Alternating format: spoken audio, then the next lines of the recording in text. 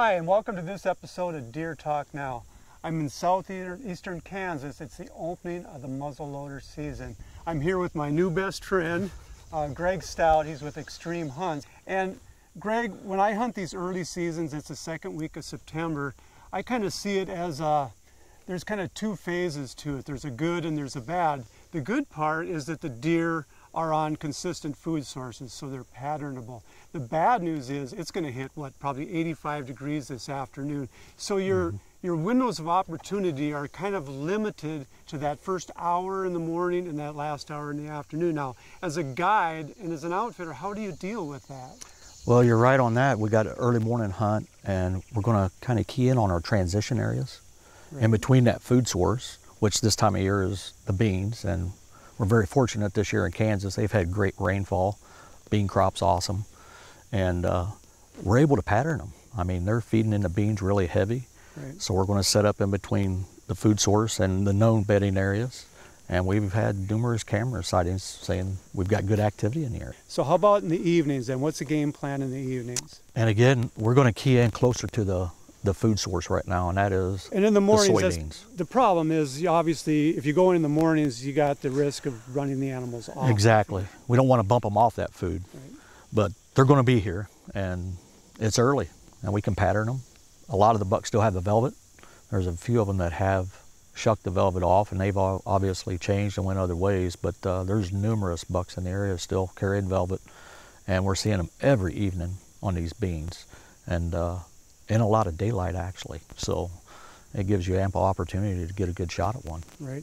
So you use scouting cams a lot, do a lot of your intel, and try to pattern the bucks the best you can, right? Exactly right. We use the cameras from July on, and plus we get guys out in the fields actually looking 360 degrees and seeing if we can spot some other animals that have a tendency not to walk in front of our cameras.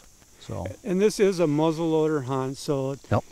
Hunters are somewhat limited. They've got one shot. They don't have the range of a centerfire rifle. Do you set up a little bit differently for this hunt in particular? Exactly right. We do. We set them up for like an extended bow hunt, basically. Okay. We try to limit shots out to 150 yards. I try not to get any closer than 100 just because of the spooky old does that are still out there feeding, and they'll be the first ones out. So we can back off and take advantage of that extended range. So what kind of advice do you have for the guy that's coming out here the first time to hunt whitetails here, in particular with a muzzleloader? Well, you're probably going to focus on an afternoon hunt. Right. And but again, be ready for the extremes. It could get up in the 90s, but again, like we've had cool temperatures in the 50s, so just be prepared and exercise patience. If you're looking for the ultimate in deer hunting comfort, check out the new Big Country from Redneck. This is a blind built for a king.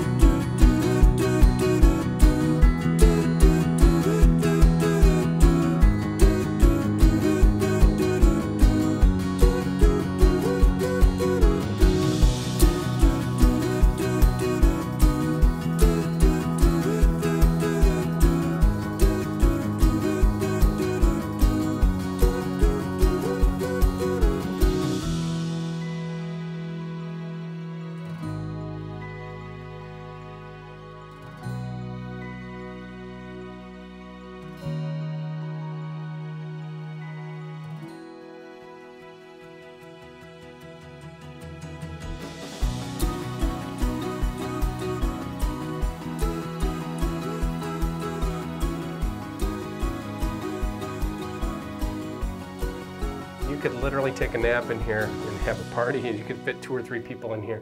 It's got insulated doors, insulated ceilings, quiet windows that are tinted.